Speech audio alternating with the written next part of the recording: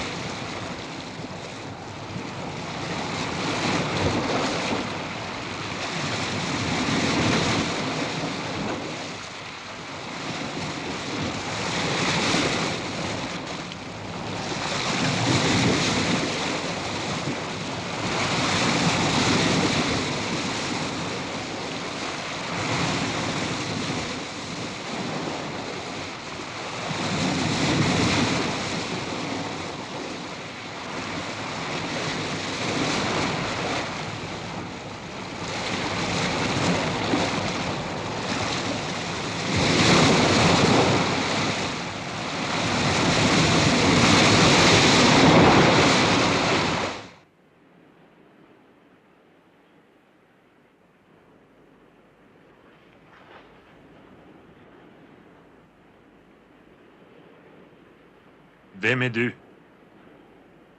Jag är döden. Kommer du för att hämta mig? Jag har redan länge gått vid din sida. Det vet jag. Är du beredd? Min kropp är rädd. Inte jag själv.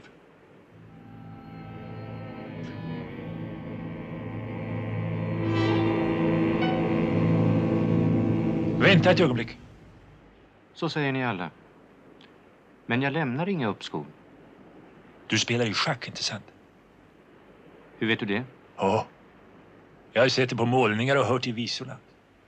Ja, jag är verkligen en ganska skicklig schackspelare. Du kan ändå inte vara skickligare än jag. Varför vill du spela schack med mig? Det är min sak. Det har du rätt i.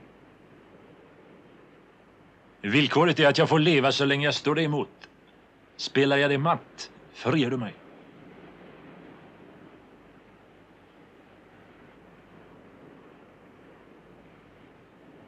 Du fick svart. Det passar ju bäst så. Inte sant?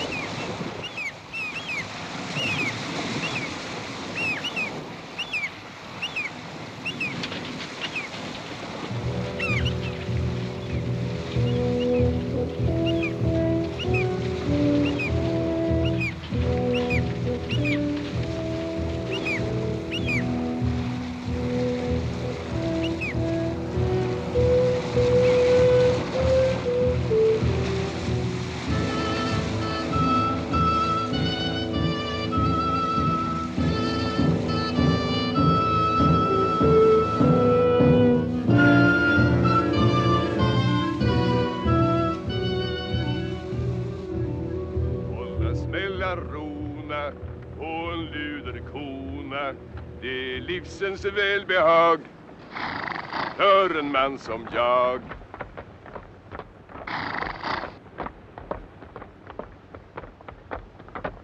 Upp till sitter herran, han är ganska fjärran. Men din broder Satan möter du på gatan. Färjestad talar om järtecken och annan ruskighet. 2 hästar hade ätit varandra under natten.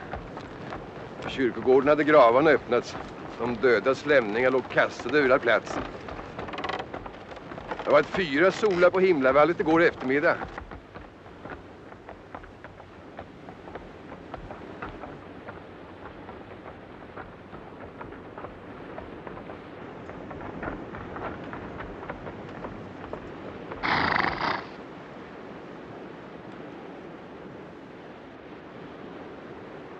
Kan du säga vägen till värdshuset?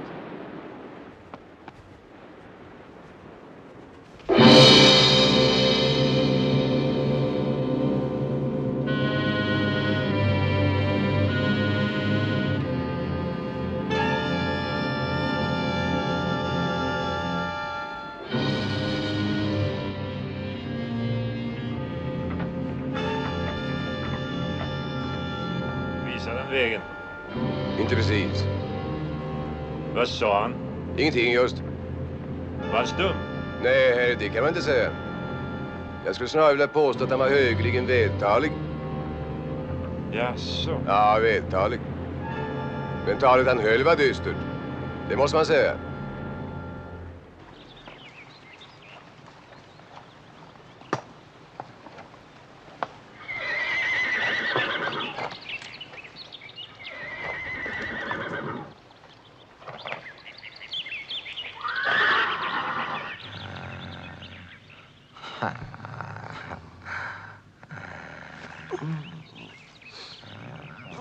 Oj. Oj.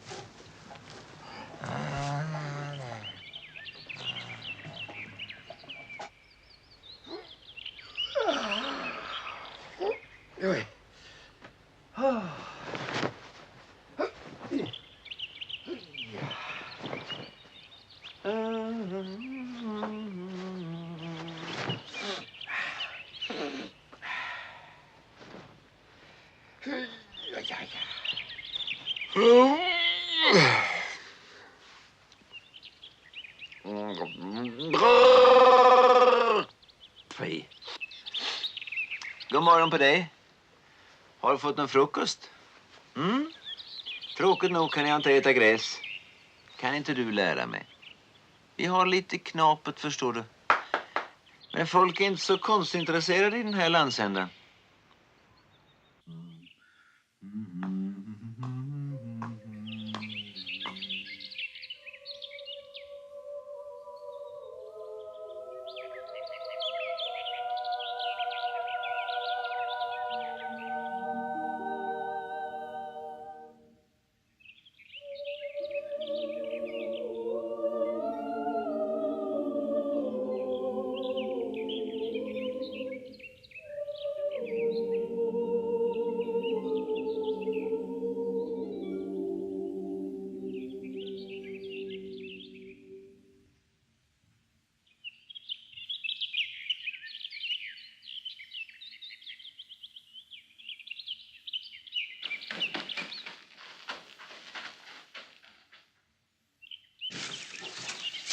Mia, vakna.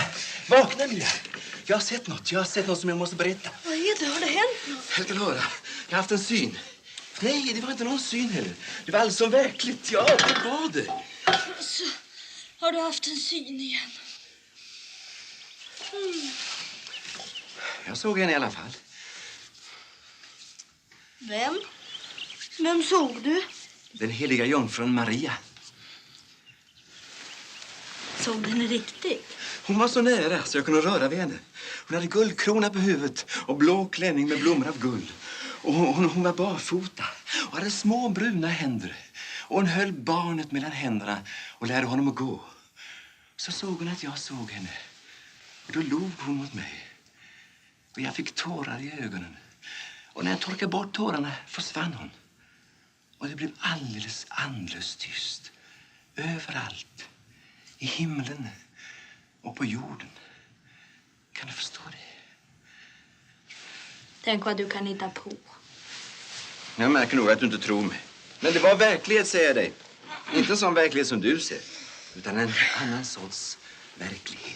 Kanske en sån verklighet som när du sa att fan själv stod och målade vagnshjulen röda och använde svansen till målarpensel. Varför skulle du inte komma dragande med just den där historien? Så upptäckte vi att du hade rödfärg under naglarna.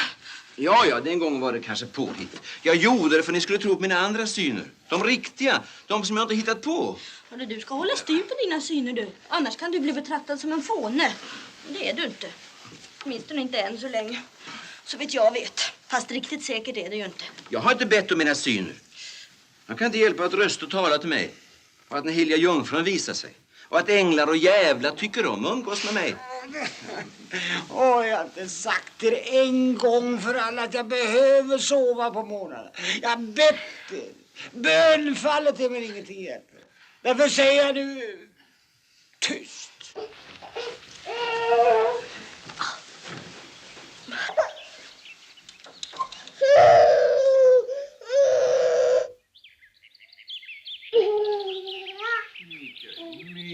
Mikael. Boj.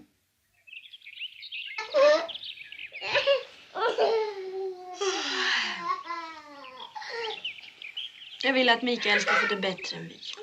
Mikael ska bli en stor akrobat. Eller kanske en jonglör som utför det enda omöjliga konststycket. Vad är det för ett konststycke? Att få in en bollarna och stanna helt stilla i luften. Det är ju omöjligt. Ja, för oss är det omöjligt. Men inte för honom. Du med dina fantasier. Jag har gjort en sång.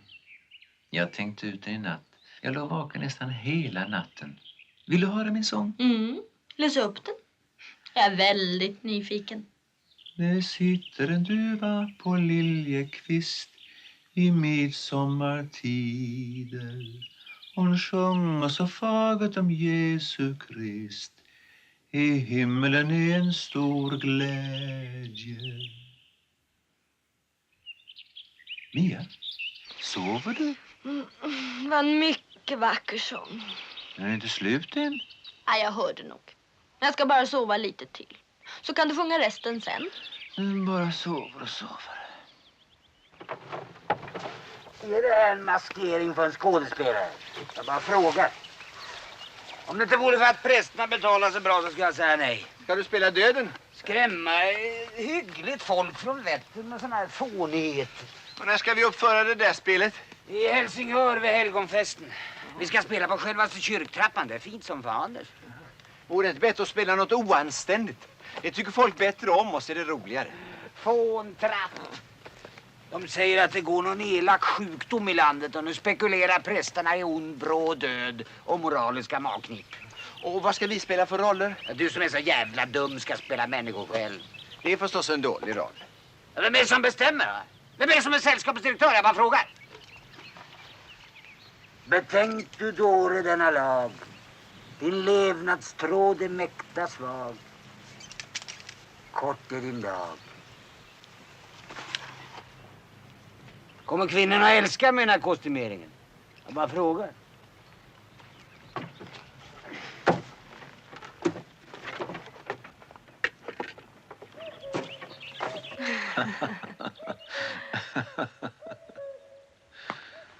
Ja, Ja, vad är det?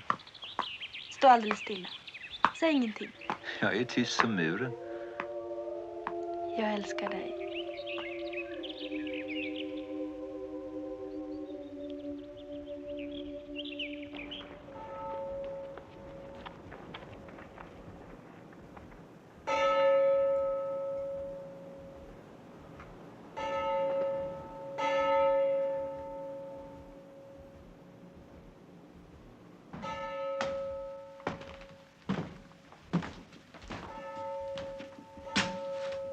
Vad ska jag föreställa?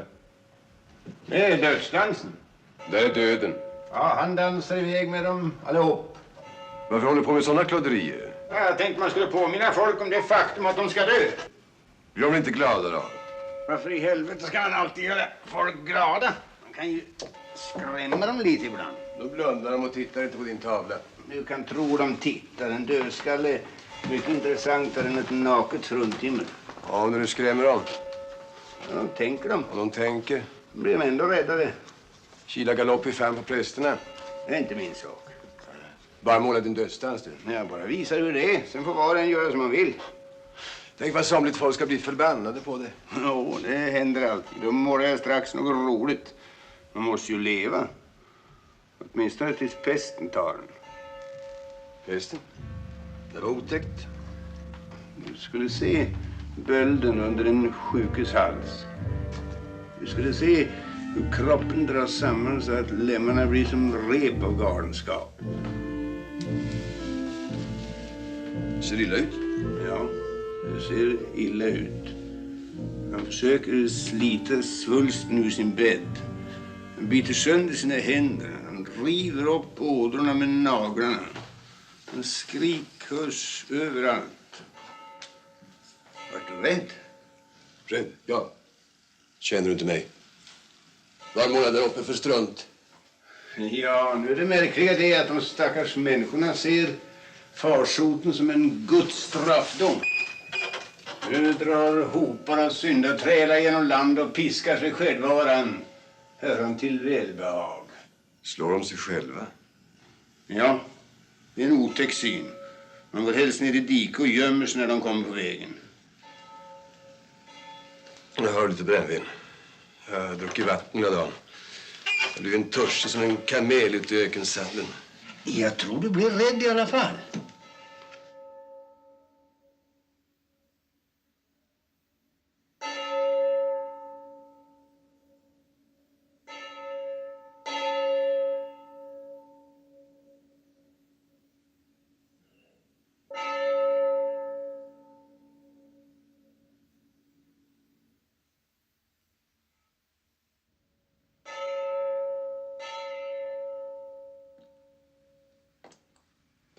Jag vill bykta mig så uppriktigt jag kan.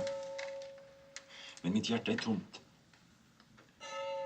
Och tomheten är en spegel vänd mot mitt eget ansikte. Jag ser mig själv och grips av vedervilja och skräck.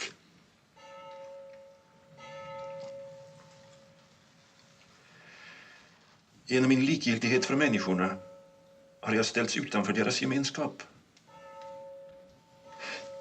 Numera lever jag i en spökvärld, innesluten i mina drömmar och fantasier. Och trots det vill du inte dö? Jo, jag vill. Vad väntar du på? Jag vill ha vetskap. Du vill ha garanti? Kalla det vad du vill.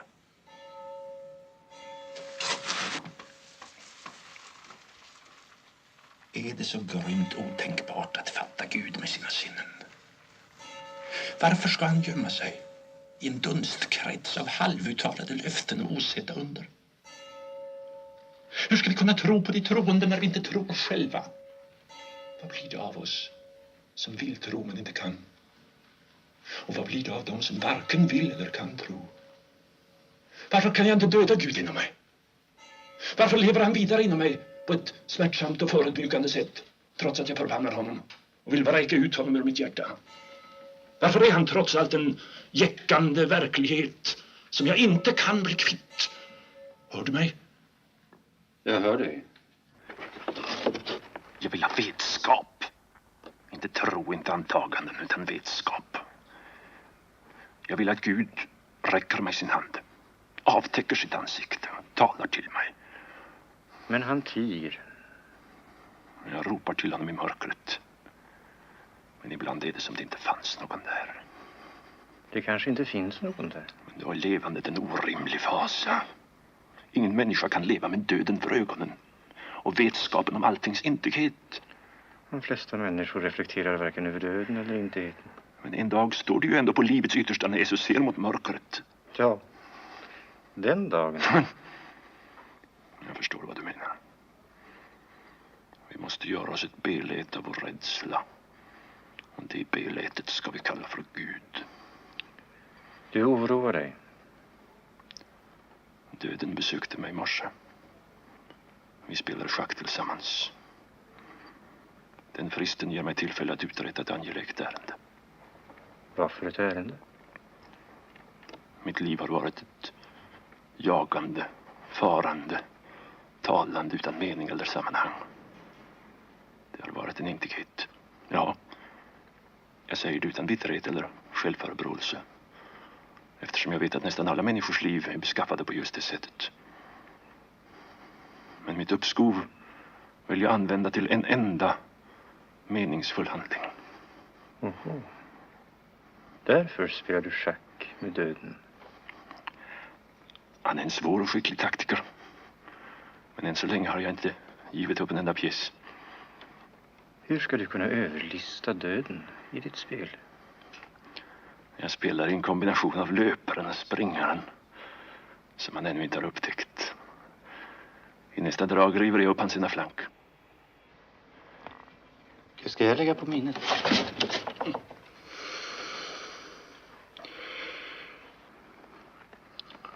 Du är en förrädare.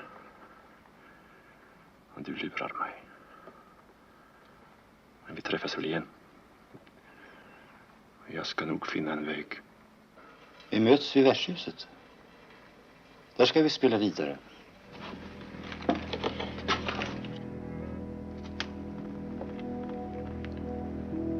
Detta är min hand. Jag kan röra den. Blodet pulserar i den. Solen står fortfarande högt på himlen. Och jag, Antonius Block, spelar schack med döden. Jag och min herre varit utomlands och just hemkomna. Förstår du, lilla Piktor? Korståget? Precis. I 10 år satt vi nere i det heliga landet, lät ormar hugga oss, flygfän sticka oss, vilddjur bita oss, hedningar slakta oss, vinet förgifta oss, kvinnor nedlus oss, löss uppäta oss, febrar förmultna oss. Allt till Guds ära. Till Guds ära? Jag ska säga dig att vårt korståg var så dumt så bara en riktig idealist kunde funnit på det.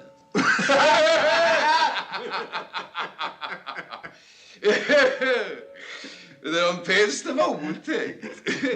Värre än så. Tack, ja. Hur man vänder sig man rumpan bak.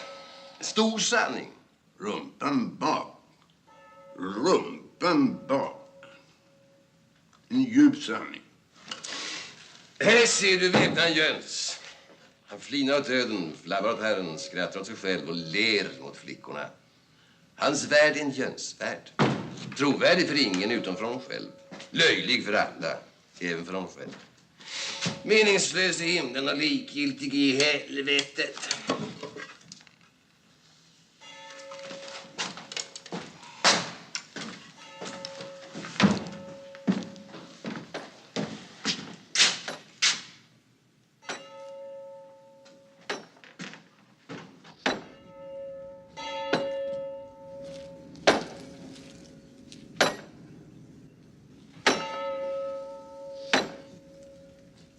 En förbannad lukt på din soppa. Vad ska det vara bra till?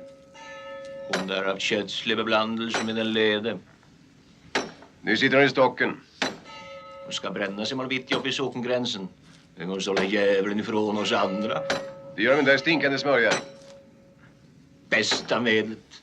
Blod och galla av en stor svart hund. Den onde fördrar inte lukten.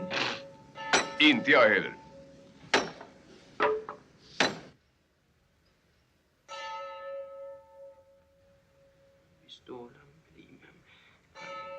Har du sett djävulen? Du ska inte tala till henne. Kan det vara så farligt? Jag vet inte, men det anses att hon är skuld till den farsot som övergår oss alla. Domine noster Jesus Christus filius Dei vivi quiot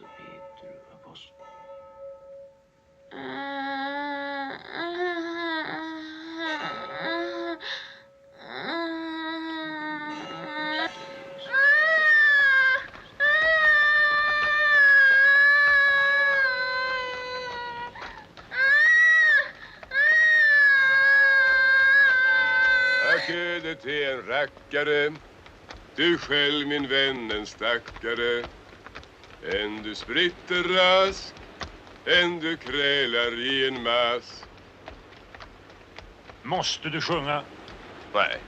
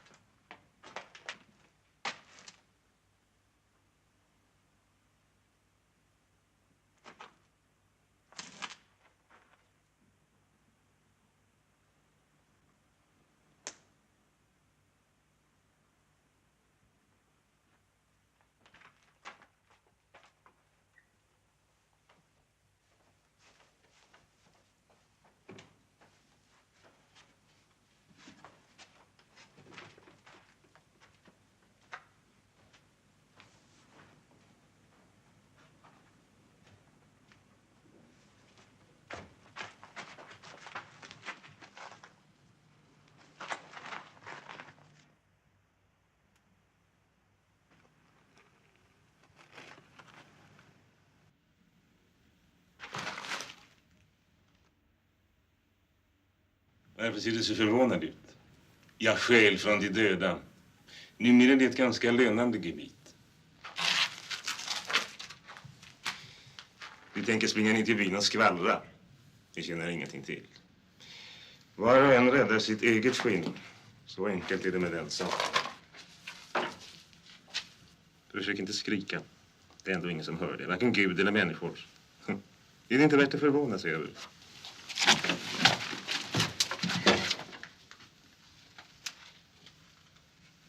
Jag känner igen dig, trots att det var länge sedan. Du heter Raval, från prästseminariet i Roskilde. Du är doktor Mirabilis Celestis et Diabilis. Har jag inte rätt? Det var du som för 10 år sedan övertygade min herre om nödvändigheten att dra till det heliga landet på ett finare korståg. Blev du orolig? Fick du ont i magen? Nu förstår jag plötsligt meningen med de här 10 åren som förtycks med bortkastet till ingen nytta. Vi hade för bra. Vi var för nöjda. Herren ville tukta vårt belåtna högmod. Därför sände han dig. Du spydde ditt himmelska ätter och förgiftade riddaren. Jag är i god tro. Nu vet du bättre, inte sant? Då har du blivit tjuv istället. En lämpligare och mer välanpassad syssla denna värld för uslingar och skorkar. Har jag inte rätt? För all del, jag är inte blodtörstig. Kom ihåg en sak. Nästa gång vi råkar så ska jag märka det ansikte som man gör med små skurkar av din sort. Egentligen kommer jag för att få min vattensäck fylld.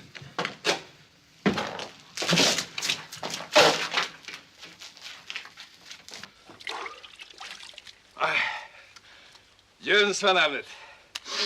Jag är en trevlig och pratsam ung man som aldrig tänkt annat än väldiga tankar och bara utfört vackra och ädla gärningar.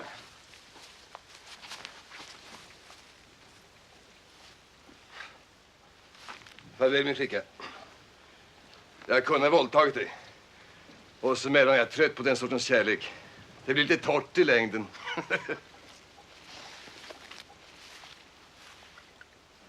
När jag tänker på saken ska jag behöva en hushållerska. Lagar bra mat. Jag är visserligen gift, men jag har gott hopp om att min fru ska vara död vid det här laget. Så jag behöver en hushållerska. Kom då för satan, sånt där glo. Jag är räddat dig från döden så du skyller mig åtskilligt.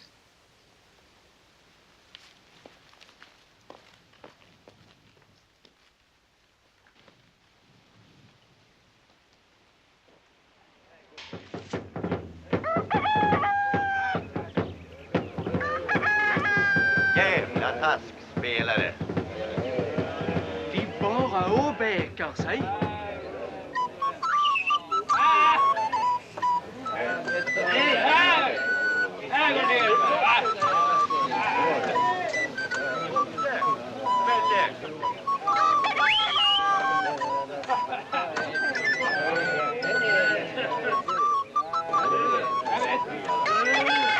Då blås äcklar istället.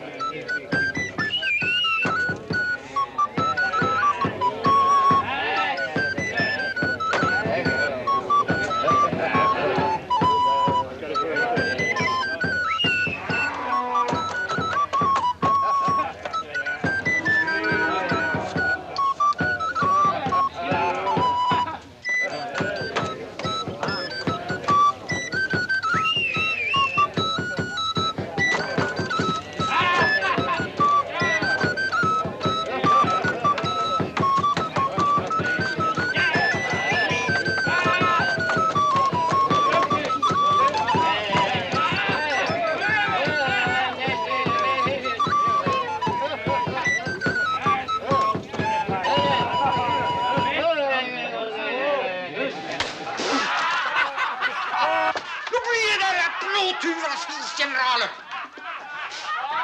Jag är inte med här i början så jag går bakom skynket. Stå där och glo fåntratten! Hästen sitter i trädet och gal. Vägen är bred men porten smal. Den svarte dansar på stranden. Hönan jamar i mörkaste sjö.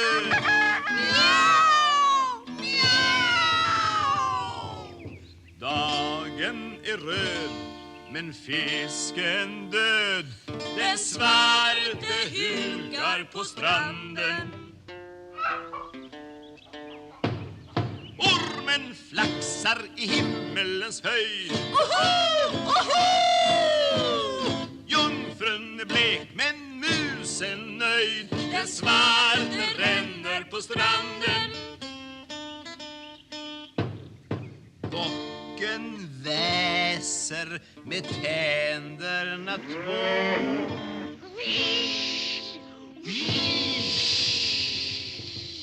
Blåsten är tung och vågen slår. Den svarte mökar på stranden. Hästen sitter i trädet och gal. Vägen är bred men porten smal. Den svarte dansar på stranden. Hönan jamar i mörkaste sjö.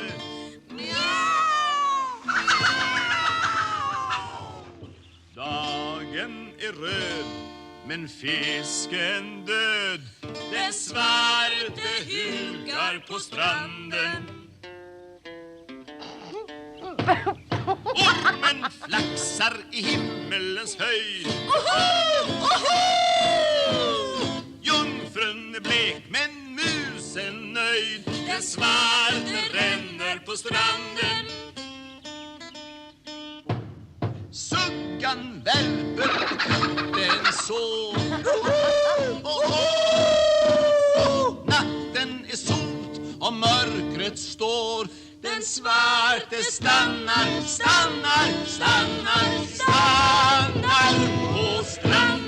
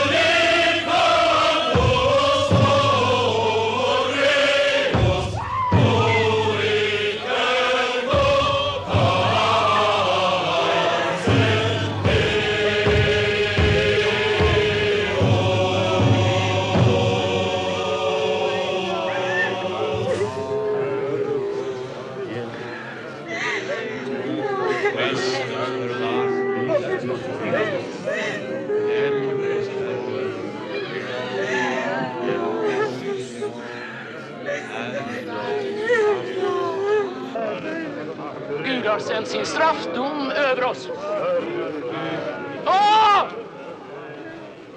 Vi ska alla förgås i den svarta döden. Ni som står där, en gapande fäkreatur, och ni som sitter där i dösta självbelåtenhet, vet ni att detta kan vara er sista timma?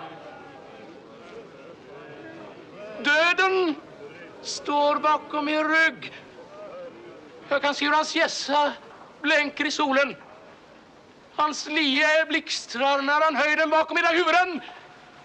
Vem av er ska han drabba först?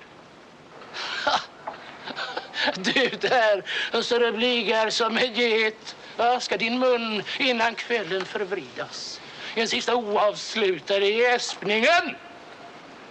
Och du kvinna, som blomstrar av livets lust och välbehag. Ska du blekna och slockna innan morgonen gryr? Ja, du där, med din svullna näsa och ditt enfaldiga flin. Har du ett år kvar att smutsa jorden och ditt avskröde? Vet ni, alla förstockade dårar, att vi alla ska dö? Idag, eller imorgon, eller nästa dag, därför alla är dömda. Hör ni vad jag säger? Hör ni ordet? Dömda, dömda, dömda! Förbarma dig över oss i vår förnedring. Vänd inte bort ditt ansikte från oss i vämjelse och frakt, utan var kunna dig över oss för din sons Jesu Kristi skull.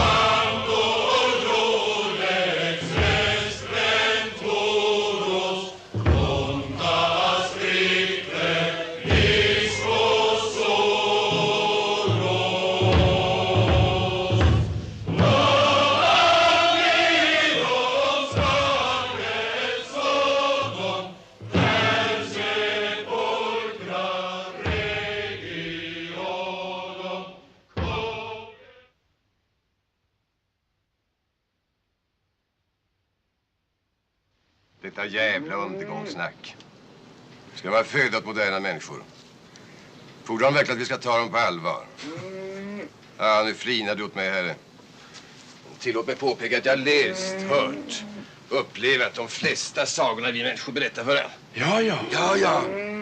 Till och med spökhistorien om Gud fader, änglarna, Jesus Kristus och den heliga ande har inhämtat utan större sinnesrörelser. Ha!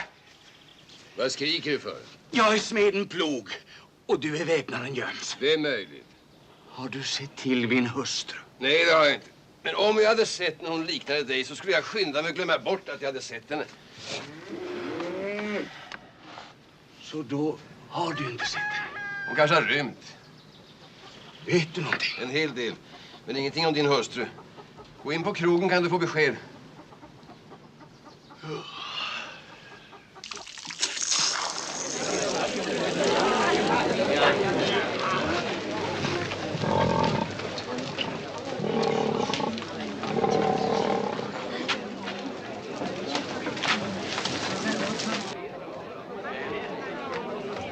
Jo, det är sant.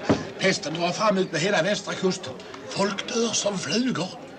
Ja, annars brukar man kunna göra fina affärer vid den här årstiden. Men jag har förbanne mig hela mitt lager osålt. Hon talar om yttersta dagen. Och nog är det hemskt med alla hjärtecken. De säger att en kvinna nere i byn har fått ett kalvhuvud. Människorna är som galna och flyr uppåt landet och drar pesten med sig vart de kommer. Ja, om det är som de säger så får man väl se om sitt hus och leva glatt så länge man går på sina upprätta ben. Det är många som har renat sig med eld och dött av det. Men prästen säger att det är bättre att dö renad än leva för helvetet. Detta är slutet. Det var det. Ja, vi vet allihopa, men det är ingen som vågar säga det högt. Men detta är slutet. Människorna är som tokiga av rädsla. Och du är rädd du med? Jag tackar fan för att jag är rädd. Yttersta dagen går mot kväll. Änglarna stiger ner och gravarna öppnas. Det blir hemskt att se.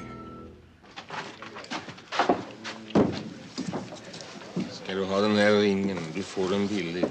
Jag har inte råd. Det är äkta silver. Ja, den är fin, men den är säkert för dyr för mig. Förlåt, men har någon av herrarna sett min hustru? Har han kommit bort? Han har rymt, säger de. Har stuckit iväg? Med en skådespelare. En skådespelare? Har han så dålig smak så tycker jag du ska låta henne löpa? Du har alldeles rätt. Min tanke var förstås närmast att jag skulle slå ihjäl henne. Nästa på det viset. Mörda henne, ja, det är en helt annan sak. Jag ska slå ihjäl skådespelaren också. Skådespelaren? Ja, visst. Den som hon har rymt med. Varför det? Det har du svårt för att fatta. Ja, så skådespelare. Nu förstår jag, ja. Sådana finns det alldeles för många. Så även om man inte har gjort något särskilt så tycker jag du borde slå ihjäl honom bara för att han är skådespelare. Hörru, du sitter här och ljuger för smeden. Ja, ljuger jag.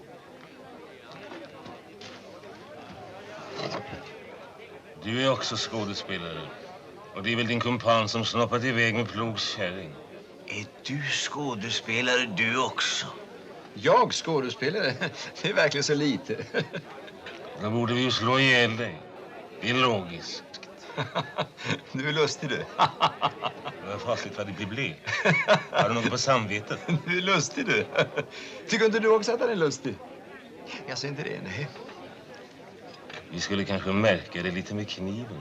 Som man gör med små skurkar av din sort. Vad har du gjort av min fru?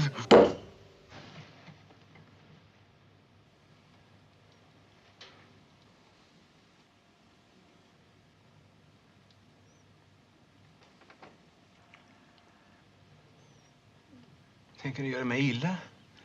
Varför det? Har jag retat någon eller suttit i vägen? Jag ska genast gå min väg och inte visa mig här vidare. Res dig upp så att alla hör dig. Tala högre. Stå på huvudet. Får vi se om du är en duktig skådespelare. Ja.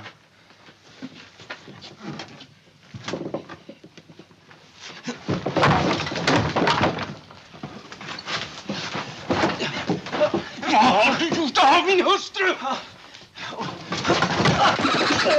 Ligg inte där och gnäll. Upp och dansa. Jag vill inte, jag kan inte. Du ska härma en björn. Jag kan inte härma en björn.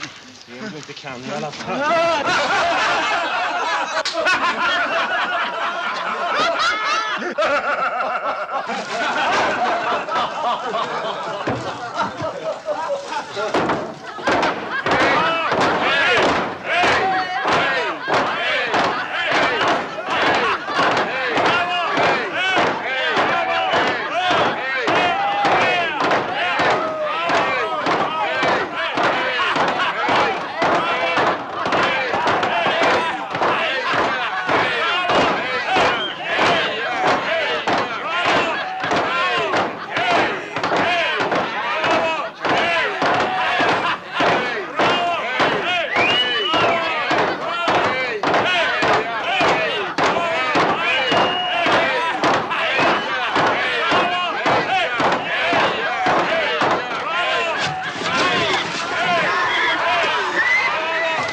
Upp igen.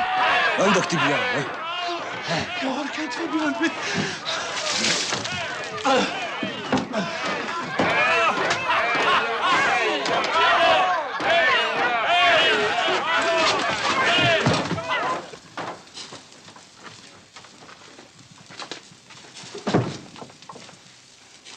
Kommer du ihåg vad jag skulle göra med dig om vi möttes igen? Jag är en ordhållig människa.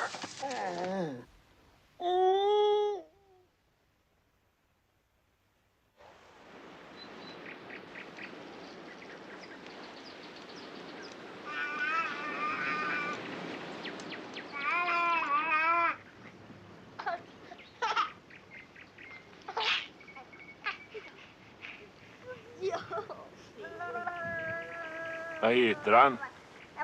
Mikael. Hur gammal är han? Och han är över 1 år. Han är stor för sin ålder. Tycker du? Ja, han är ganska stor. Ni spelade ju någon sorts teaterföreställning i eftermiddag. Tyckte du att det var dåligt? Du är vackrare nu när du inte så där målad i ansiktet. Den där klänningen klär dig bättre. Tycker du? Ja, du förstår, Jonas Gata har stuckit iväg och lämnat oss. Så nu är vi i en riktig knipa. Är det din man? Jonas? Nej, den andra karln är min man. Han heter Joff. Ja, så den. Ja. Så nu är det bara han och jag. Ja, det blir till att börja göra konster igen. Och det är ett sabla besvär. Gör ni konster också? Ja, det kan du tro. Och Joff är en mycket skicklig jonglör. Ska Mikael också bli akrobat? Joff vill att han ska bli det. Inte du? Jag vet inte. Han kanske blir riddare. Ja, det är inte heller särskilt roligt, ska jag tala om. Nej, du ser inte glad ut. Nej. Är du trött? Ja, Varför det? jag har ett tråkigt sällskap. Menar du din väpnare? Nej, inte honom. Vem menar du då? Mig själv. Jag förstår. Gör du verkligen det?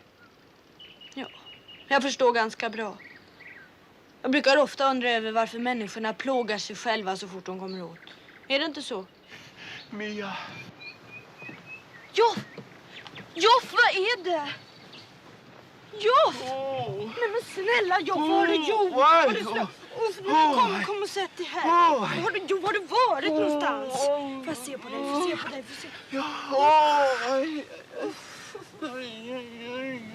Kom. Ja, vad skulle du på krogen att göra? Och så söp du förstås. Hej, jag söp inte det minsta. Satt du väl och skröt om dina änglar och jävlar som du umgås med. Folk tycker inte om dem som har för många idéer och fantasi. Jag sa förbanna mig inte ett ord om änglar. Jag vill väl gå och sjunga och dansa. Tänk att du aldrig kan låta bli att spela teater. Folk blir arga för sånt också, det vet du. Titta här vad jag har köpt åt dig. Ja. Inte hade du råd med det? Ja, nu gjorde jag det i alla fall. Ja.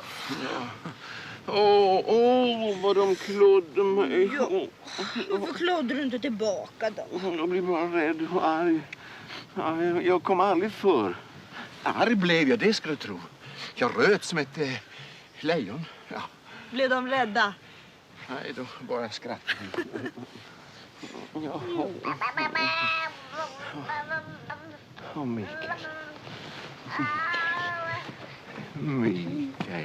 Mikael. Känner du vad gott han luktar? Jag ser så stadig att ta i. Du är stadig, vet du. En riktig akrobatkropp. Ja, det här det är min man. Joff. God afton. God afton. Jag sa just till din hustru att du har en präktig son. Han kommer att göra dig glädje. Ja, han är fin. Har vi ingenting att bjuda på, Mia? Tack, jag ska inte göra. Jo, men jag har plockat en kurs smultron nu på eftermiddagen. Och en skvätt mjölk har vi faktiskt mjölkat. Fått mjölka. Så om riddaren vill hålla till godo med vår enkla spis så vore det en stor heder. Jag slår in ner nu så kommer jag med maten. Varsågod. Var tänker ni er härnäst? Upp till helgonfesten i Helsingör. Jag skulle avråda från en sån resa. Varför det, om man får fråga? Pesten går den vägen. Följer kusten söderut. Det sägs att människor dör i 10 000-tal. Aj. Ibland skorpar det minsann till som en besked. Får jag föreslå att ni följer mig genom skogen i natt? Så kan ni stanna på min gård om ni vill. Eller följa östra kusten. Där är ni antagligen säkrare. Det är skogsmultron. De växer där uppe i backen. Jag har aldrig sett så stora. Känns som de doftar. Smaklig spis. Jag tackar vördsamt. Jag tycker ditt förslag är bra, men jag måste fundera på en stund. Ja, men nog vore det skönt att få sällskap genom skogen. Den lär vara full av troll och gastar och jävlar och rövare, det har jag hört. Ja, jag säger att det inte är så dumt. Men jag måste tänka mig för. Sen Skart stack iväg är jag ansvarig för truppen. Jag har blivit sällskapets direktör när allt kommer omkring. Jag har blivit sällskapets direktör när allting kommer omkring. Ska ni ha lite smultron? Den mannen har räddat mitt liv. Slå er ner, mina vänner, och låt oss vara tillsammans. Riddarens Jöns framför sitt tack. Åh, vad det är skönt. En liten stund. Nästan jämt. Den ena dagen är den andra lik. Det är ingenting konstigt med det. Sommaren är förstås bättre än vintern. För på sommaren slipper man frysa. Men våren är det allra bästa. Jag har skrivit en dikt om våren. Vill ni höra den kanske? Jag ska bara hämta mitt strängaspel. Nej, inte nu, snälla Joff. Våra gäster är kanske inte alls roade av dina visor. För all del, jag skriver själv små sånger. Ja, då hör du själv. Jag har till exempel en lustig liten visa om en lättfärdig fisk som jag inte tror att ni har hört. Nej, kommer inte få höra den heller. Det finns personer som inte uppskattar min konst. Jag vill ogärna plåga någon. Jag är en känslig själ. Man oroar sig för så mycket. Det är alltid bättre när man är två. Har du ingen att vara tillsammans med? Jo, det hade jag nog. Vad gör hon nu? Jag vet inte. Och du ser högtidlig ut. Och din käresta? Vi var nygifta. Lekte tillsammans. Skrattade ganska mycket. Jag skrev sånger till hennes ögon. Hennes näsa. Hennes allra som vackraste små öron. Vi gick på jakt tillsammans. På kvällarna dansade vi. Huset var fullt av liv. Ska du ha lite smultron? Tron är ett svårt lidande, vet du det? Det är som att älska någon som finns där ute i mörkret. Men som aldrig visar sig hur man än ropar. Och allt det där tycks mig overkligt när jag sitter här tillsammans med dig och din man. Var det plötsligt likgiltigt? Nu ser du inte så högtidlig ut.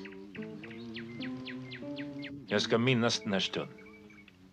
Stillheten och skymningen. Skål med smultron. Skål med mjölk. Era ansikten i kvällsljuset. Mikael som ligger och sover. Joff med sitt strängaspel. Jag ska försöka komma ihåg vad vi talat om. Och jag ska bära det här minnet mellan mina händer. Lika försiktigt som vore det en skål breddfylld med nymjölkad mjölk.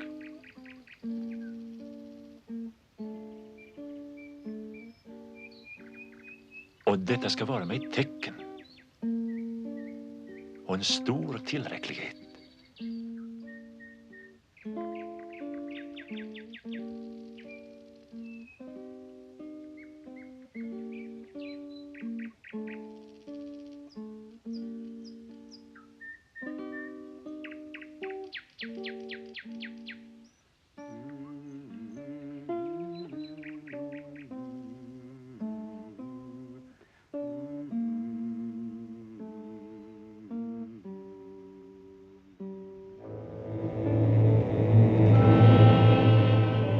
Jag har väntat. Ursäkta mig. Jag blev en smula uppehållen. Eftersom jag har förrått min spelplan för dig så slår jag till reträtt. Varsågod. Det är ditt drag. Varför ser du så nöjd ut? Det är min hemlighet. Självfallet. Nu slår jag din springare. Det gjorde du rätt i. Har du lurat mig? Ja, visst. Du gick i fällan. Jag ställer dig i schack. Vad skrattar du åt? Bry dig inte om mitt skratt, rädda din kung istället. Du är ganska övermodig. Vårt spel roar mig. Det är ditt drag. Skynda dig, jag har lite bråttom. Jag förstår att du har mycket att bestyra. Men vårt spel kommer du inte ifrån. Det får ta sin tid. Du följer gycklarparet genom skogen i natt. De där som heter Joff och Mia. Mm. Och har en liten son. Varför frågar du det?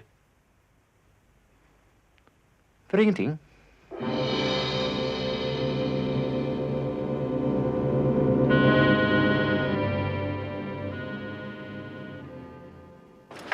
Har du sett till Jöns? Vi måste iväg. Ja, jag tror bestämt han är inne på värdshuset. Herregud i himlen. Är det inte smeden plog? God afton. Sitter du där och lipar i din ensamhet? Titta. Abosmeden, han skjuter och jämrar som en pissdränkt kanin. Är det frun fortfarande? Ja, jag har inte hittat den. Ja, det är ett helvete med kvinnor och ett helvete utan kvinnor. Så hur man resonerar ändå med slågus och slå ihjäl dem medan det är som roligast. Kärringtjat och svinmat. Barnskrik och pissblöjor. Vassa naglar och spydigheter. Hugg och slag och fans moster till svärmor. Och så när man ska lägga sig och sova. Blir det en ny melodi? Tårar, gnäll och jämringar i himlens höjd. Varför kysser de inte godnatt? Varför sjunger inte en sång? Varför älskar de inte som när vi träffades först? Varför tittar den på min nya särk? Bara vänder ryggen till och snarkar. Fy fan. Fy fan. Nu är hon borta. Gläd dig. Jag ska knipa dem i näsan med tången. Jag ska bunta dem på bröstkorgen med lilla hammaren. Jag ska knacka dem så lätt i skallen med stora släcken. Titta. Nu bölar han igen. Jag kanske älskar den. Du kanske älskar den. Då ska jag tala om för dig, din stackars förvirrade fläsklägg, att kärlek är ett annat ord för lusta plus en förbannad massa bedrägeri, lögn, falskhet och allmänt lurendrejeri. Ja, men det gör ont i alla fall. Naturligtvis. Kärleken är den svartaste av alla pester. Man dog och det var någon glädje med kärleken. Den går nästan alltid över. Nej, min går inte över. Jo, och då, din också. Det är bara några stackars fårskallar då och då som dör av kärlek. Om allt är ofullkomligt i denna ofullkomliga värld är kärleken mest fullkomlig i sin fullkomliga ofullkomlighet. Du är lycklig, du som är så oljad i käften och till och med tror på din egen rappakalja. Tror? Vem har sagt att jag tror? Men jag älskar till goda råd. Det är om ett så får du genast två. Så jag har egentligen studerat klart. Jens, kan vi få följa dig genom skogen? Jag är så ensam och vill inte gå hem för där skrattar alla åt mig. Bara du inte lipar hela tiden, då löper vi ifrån dig. Jöns!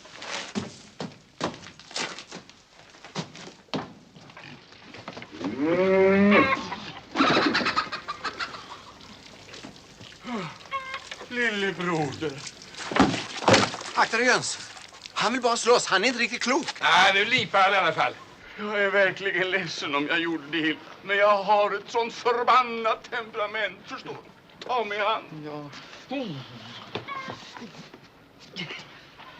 Kom i min famn, lillebroder. Ja, tack. Lite senare kanske. Nu har vi faktiskt bråttom. Tack. Tack.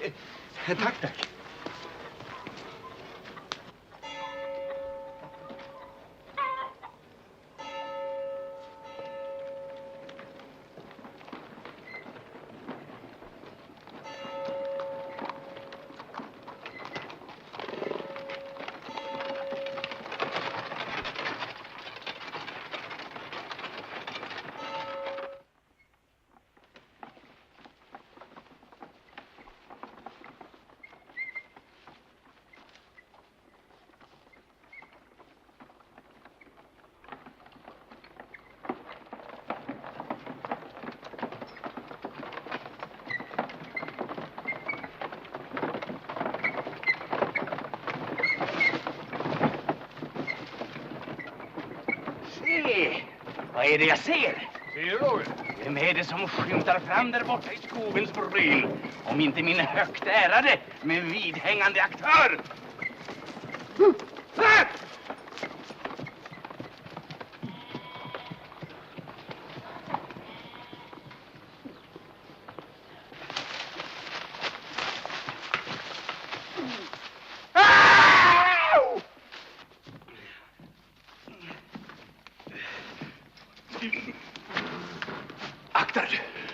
Du är således den smutsiga smeden som förolämpat min älskade dam, den allra som skönaste Kunigunda. Så sa det hon hette, sa det. Kunigunda? Har du blivit döv nu också? Kunigunda? Lisa heter hon. Lisa Tok eller Snok eller Slampa. Lisa Drolös, Habba Lisa, Rumplisa. Vad han är rå. Eller något bra på snusk. Som du själv kan hitta på, din lilla förgyllda stjärt, Johan. Åh, vad han är rå. Du hiskligt snaggare bastarda, 7 skabbiga byracker. Om jag vore i dina lusiga palter skulle jag drabbas av en sån gränslös skam över min person att jag strax befriade naturen från min generande uppsyn. Passa dig, din parfymerade... Slappedask. Slappedask. Så jag inte lägger av en fjärt som tvärt på ögonblicket för den heter taskspelarnas eget glödheta. Den ni kan sitta tillhopa och... Läsa monologer. Läsa monologer för varann tills det dammar ur öronen på fan själv. Bra prov. Akta dig så jag inte piper i magen så tarmarna far ut genom öronen. Akta dig så jag inte lägger dig på käften så att du inte ens kan göra dina konster för turkar och kannibaler. Vad skrattar du åt? Det här är ju högst allvarligt. I de sydliga länderna finns det en sorts människoliknande djur som kallas apor. Och vad är det med det då? Ja, var bara det. Plog, lilla plogen min. Va? Lilla rara plog, förlåt mig för allting. Om ett ögonblick börjar hon gråta. Jag måste gråta, det är så hemskt allting. Och den där herrn har lurat mig så förskräckligt så det kan du inte tro. Hörru, Kunigunda, om nu sanningen ska fram så... Snart kommer talet om älsklingsrätterna, vänta bara. Lille plog, när vi kommer hem så ska jag laga kroppkakor åt dig med rotmos och lingon som är det bästa du vet. Inte sant, lille plog? Ja, men först måste jag slå ihjäl honom där. Ja, visst, slå ihjäl honom bara. Slå ihjäl honom riktigt ordentligt. Tycker inte alls om honom längre. Milde herregud, varför gav du oss kvinnan? Vet du vad han är? Bara lösskägg, löständer. Falska leenden och inlärda tonfall och tom som en burk. Slå ihjäl honom du. Kära plog, om du trodde att jag skulle hålla något försvarstal för min så kallade verklighet så misstog du dig. Slå ihjäl mig bara. Jag kommer att tacka dig efteråt.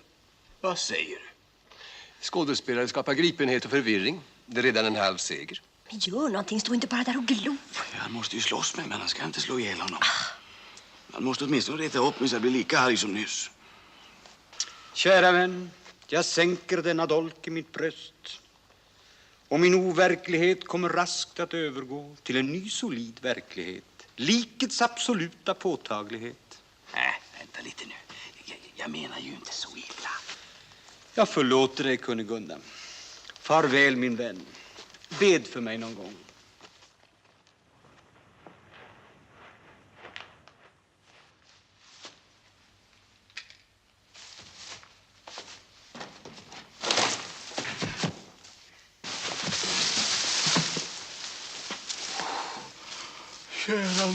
Kära nån. Inte menar jag så inte. Jag börjar ju tycka riktigt bra om honom. Han är död. Alldeles kolossalt död. Jag har nästan aldrig sett en sån död skådespelare. Det är egentligen väldigt sorgligt det här. Fast han ville det ju själv, stackarn. Och henne ska man vara gift med. Nu har du i alla fall fått din lilla Lisa tillbaka. Är du inte nöjd? Hörru Jöns, i största förtroende. Är inte livet ganska... Jo, det är det. Men tänk inte på det nu. Det är kolligt. Det är vad det är.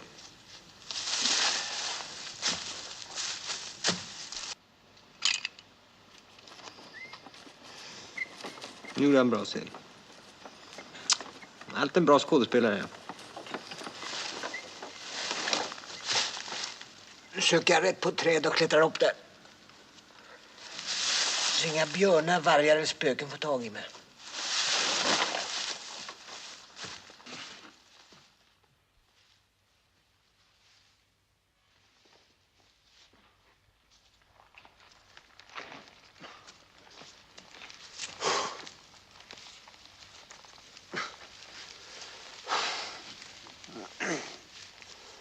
Imorgon söker jag upp Joff och Mia. Och sen får vi till helgonfesten i Helsingör.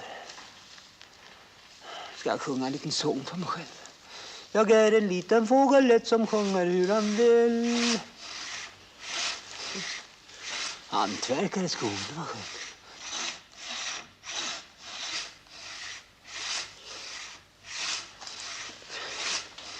Fan i mig, är det mitt träd de tänker såga ner? Hörru, din förpuppade taskfrans, vad tänker du göra med mitt trä, va?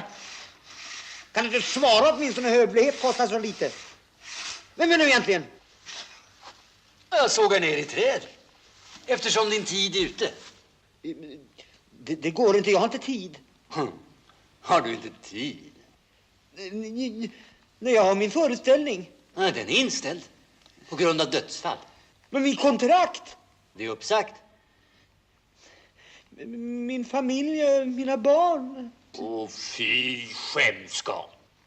Jag skäms. Finns det inga undanflykter då? Inga särskilda regler för skådespelare? Nej, inte i det här fallet. Inga smyghål. Inga undantag.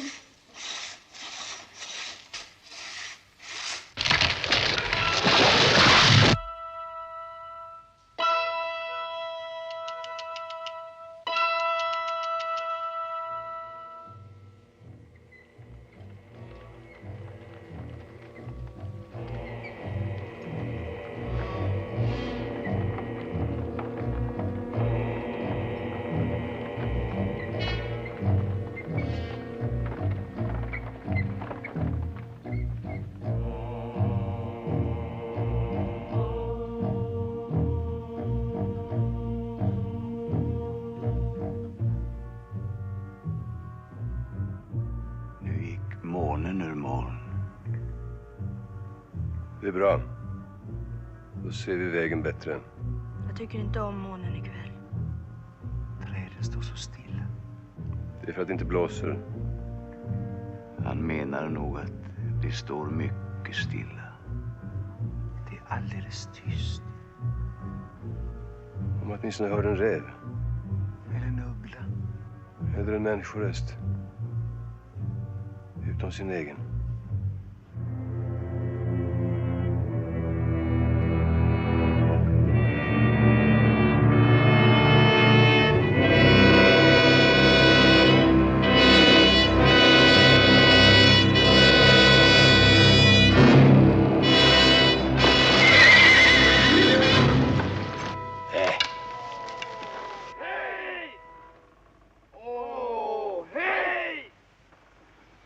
Var ska ni ta vägen?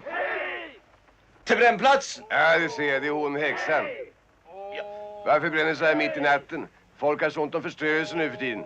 Tyst för alla helgon. Hon har djävulen med sig överallt. Då är herrarna således 8 modiga här. Nå, man har fått betalt. Uppdrag var ju frivilligt.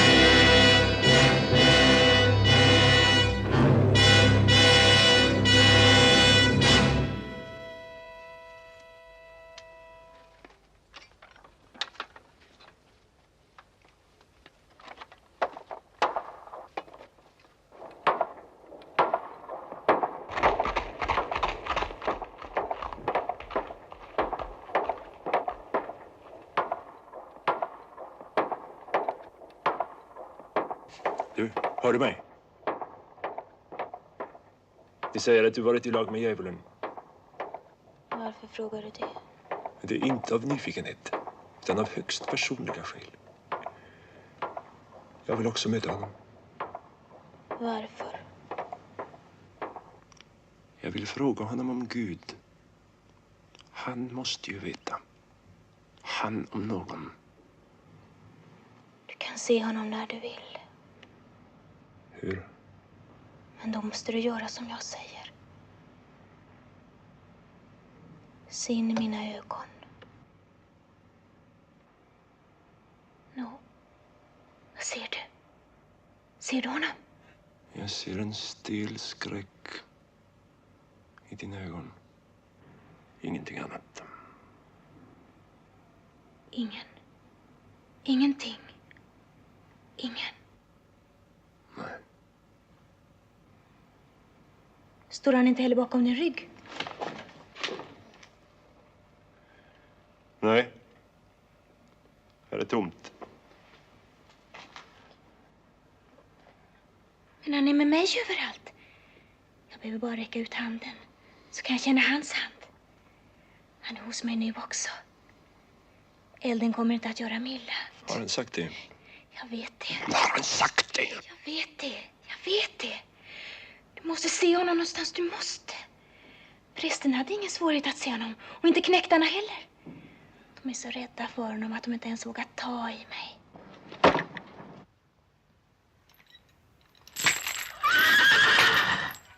Varför har ni krossat hennes händer? Det är inte vi. Vem? Fråga munken där. Vad har du gjort med flickan?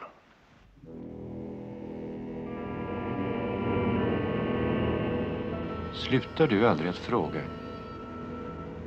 Nej. Jag slutar aldrig. Men du får ju inget svar.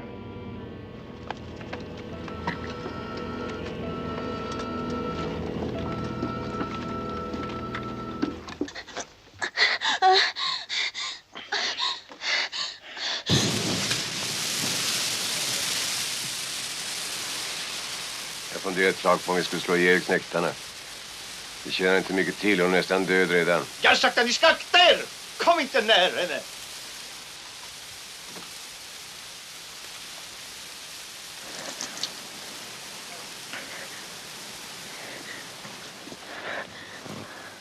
Är det här? Så stillnar smärtan.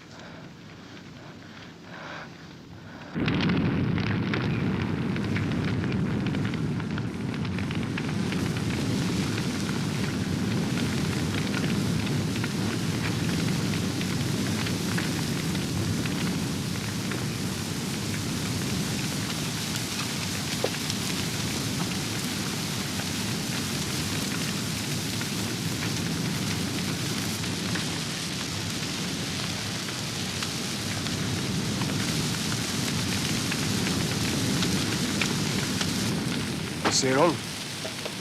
Kan du svara mig på det? Hon har inte ont mer. Du svarar inte på min fråga. Vem tar hand om det där barnet? Är det änglarna eller Gud eller Satan eller bara tomheten? Tomheten, Herre? Det kan inte vara så. Se på hennes ögon. Hennes stackars medvetande håller på att göra en upptäckt. Tomheten under månen. Nej. Vi står maktlösa med hängande armar. För vi ser det hon ser. Vår skräck och hennes ensamma. Det där lilla barnet. Jag gitter inte.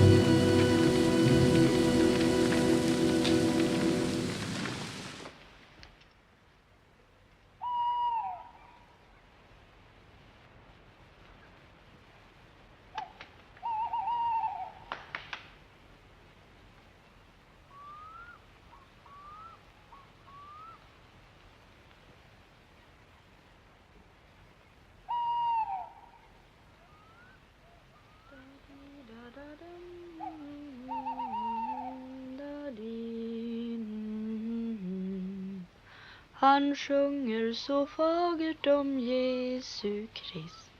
I himmelen är en stor glädje. Snart kommer gryningen. Ändå hänger värmen över oss som varmvåta bolster. Jag är så rädd. Vi känner att det ska hända oss något. Vi vet inte vad det är. Kanske den yttersta dagen. Den yttersta dagen.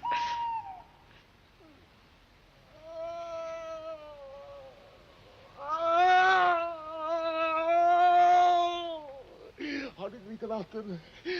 Kan du inte ge mig lite vatten? Jag har pesten. Håll dig där borta på andra sidan trästammen.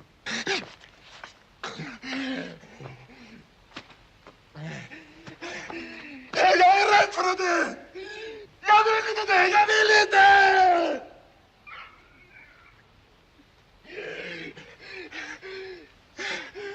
Kan inte förbarma er över mig? Hjälp mig! Tala åtminstone med mig!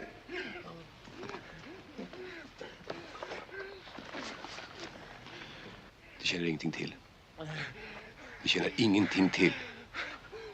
Jag vet att det inte känner någonting till. Jag ska dö. Jag. Vad ska hända med mig? Kan ni inte trösta mig? Har ni inte lite barmhärtighet? Ser ni inte att jag... Är det ingen... Bara lite vatten. Det är meningslöst. Det är fullständigt meningslöst. Jag säger ju att det är meningslöst. Hjälp mig! Hör du inte att jag tröstar dig?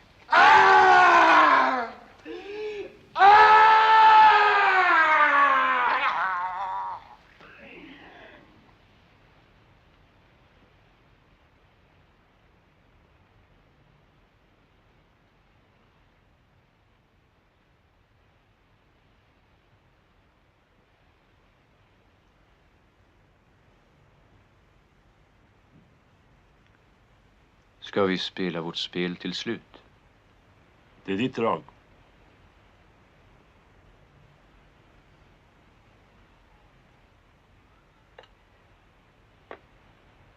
Nu tog jag din drottning.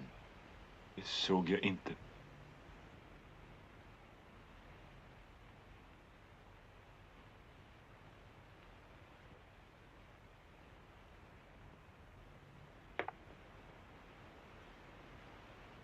Mia, Vad är det?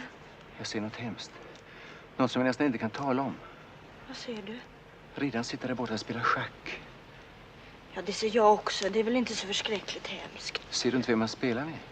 Han sitter där ensam. Du får inte skrämmas där. Nej, han är inte ensam. Vem är det då? Döden. Han sitter där borta och spelar med döden själv. Du får inte säga så. Vi måste försöka komma undan. Inte kan man det. Vi måste försöka. De är så upptagna av sitt spel. Om vi gör så av helt tyst märker de oss inte.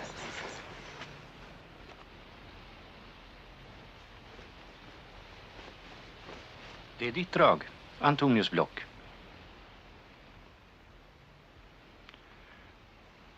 Har du tappat intresset för vårt spel? Tappat intresset? Tvärtom. Du ser ängslig ut. Döljer du något? Ingenting undgår dig, eller hur? Ingenting undgår mig. Ingen undgår mig. Jag är ängslig, det är sant. Du är rädd.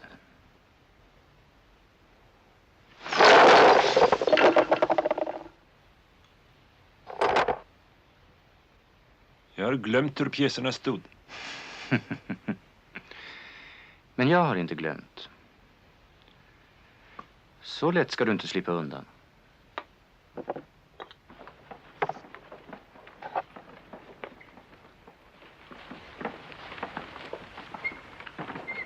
Men nu ser jag något intressant. Vad ser du? Du är matt i nästa drag. Det är sant. Hade du glädje av ditt uppskov? Ja, det hade jag. Det gläder mig. Nu går jag ifrån dig. När vi möts nästa gång i din och dina följeslagares tid, ute. Och du uppenbarar dina hemligheter. Jag bär inte på några hemligheter. Så du vet ingenting? Jag är ovetande.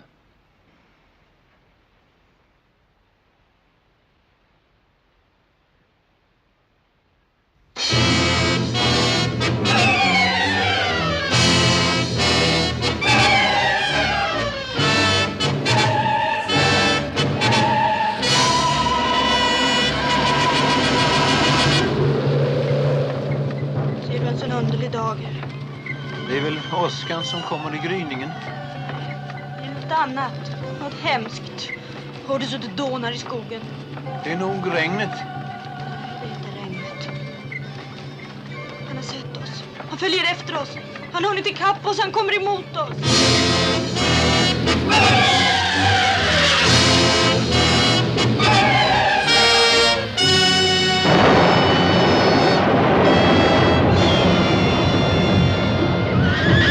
In i vagnen, Mia. Vi kryper in fort.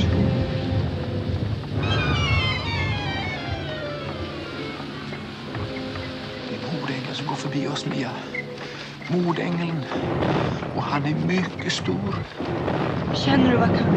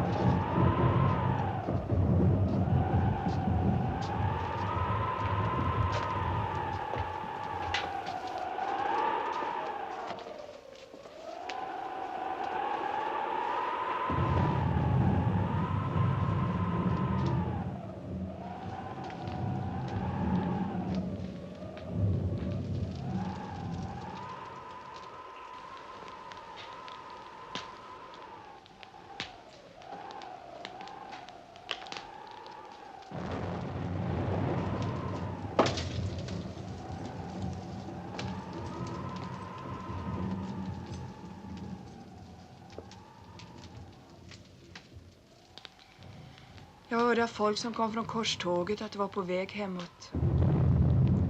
Jag har väntat dig här. Alla de andra har flytt för pesten.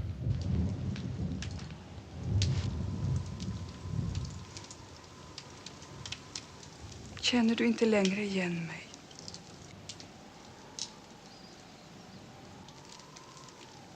Du har också förändrats.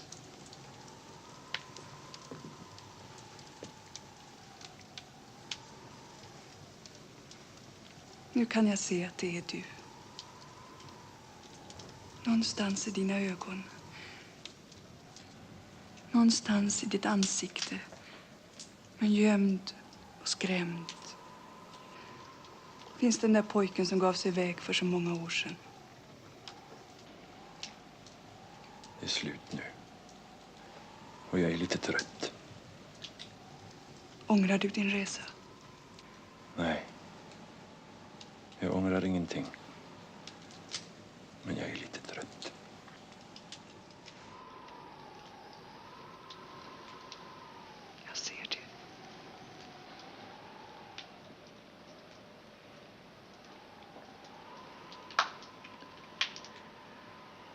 Där borta står mina vänner.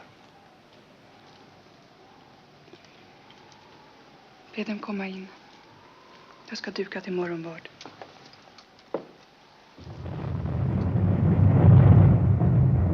Och när lammet bröt det 7:e inseglet uppstod i himlen en tystnad som varade vid pass en halv timme. Och de 7 änglarna som hade de 7 basunerna gjorde sig redo till att stöta i sina basuner.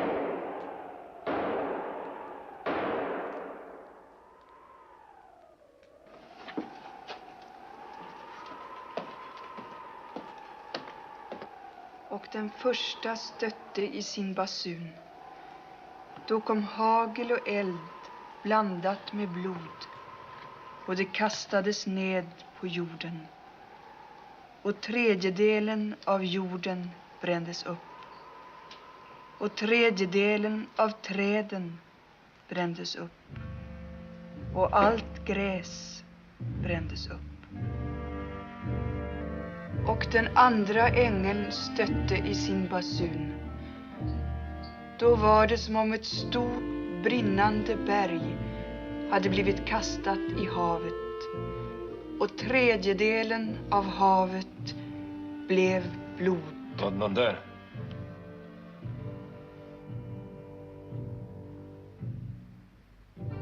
Nej, herre.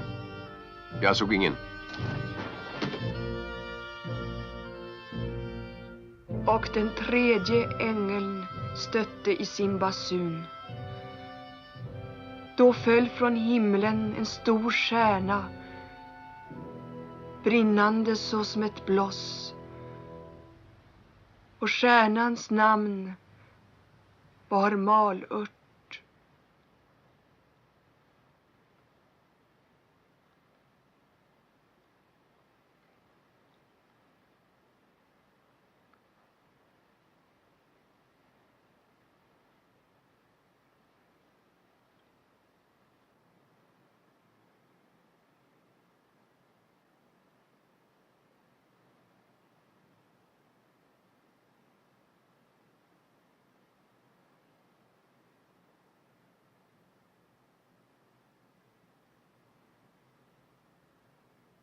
God morgon, edle herre.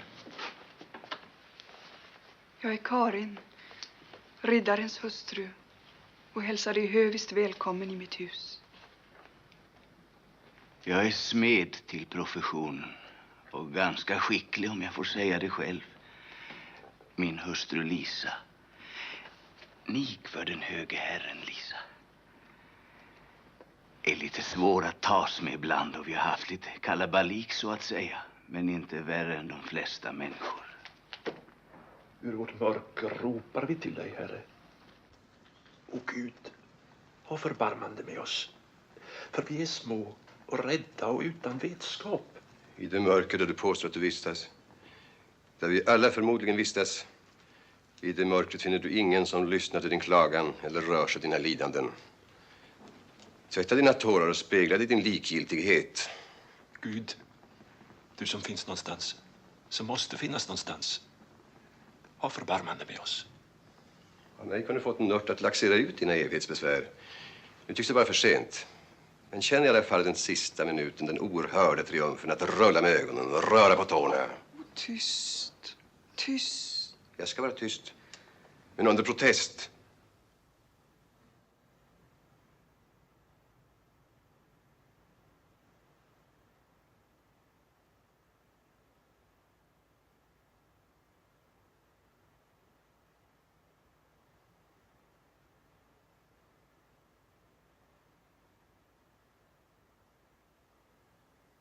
Fullbordat.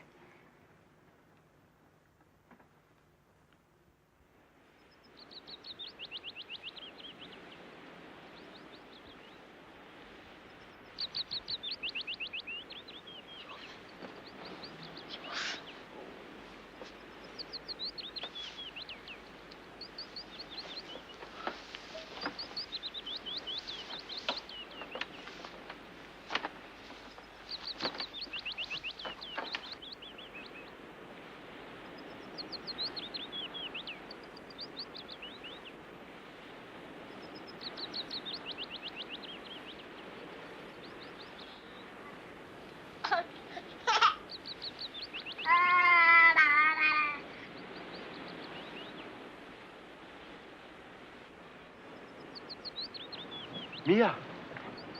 Jag ser dem, Mia. Jag ser dem. Där borta på den mörka ovädershimlen. De är där allihop. Smeden och Lisa. Och riddaren Raval och Jöns och Skat. Och den stränge herren döden bjuder dem till dans. Han vill att de ska hålla varandra i händerna. Och så ska de tråda dansen i en långa rad. Och först går den stränga herren med lie och timglas. Men Skat, han slinker på sladden med sitt stränga spel. De träder bortåt. Bort från gryningen i en högtidlig dans. Bort mot de mörka landen. Medan regnet sköljer över deras ansikten. Tvättar deras kinder från tårarnas salt.